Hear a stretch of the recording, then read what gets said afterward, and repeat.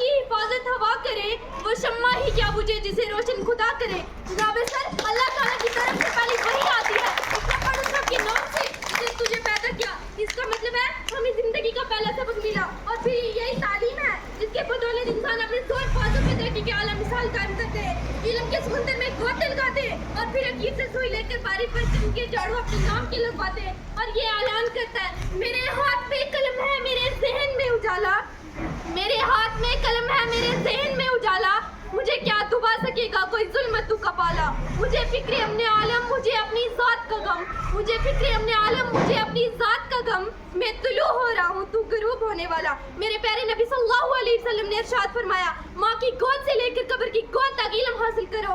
جی ہاں جناب سر آسمانی سیفوں سے لے کر قرآن پاک تک غار ہیرا کے چراغ سے لے کر کوہ نور کی تجلی تک علم و دانش کی صدا پکار پکار کر کہہ رہی ہے کہ تعلیم ہی سکھاتی ہے جینے کا سلیقہ. اوپر دیکھا آسمان نظر آیا آسمان میں چاند نظر آیا اور چاند میں گہرائی نظر آئی گہرائی میں انسان نظر آیا. پوچھا ماجرا کیا ہے جواب ملا انسانی ترقی ہوئی ہے. نیچے دیکھا زمین نظر آئی زمین میں سمندر نظر آیا اور سمندر میں گہرائی نظر آئی اور گہرائی میں انسان نظر آیا. پوچھا ماجرا کیا ہے جواب ملا انسانی ترقی ہوئی ہے.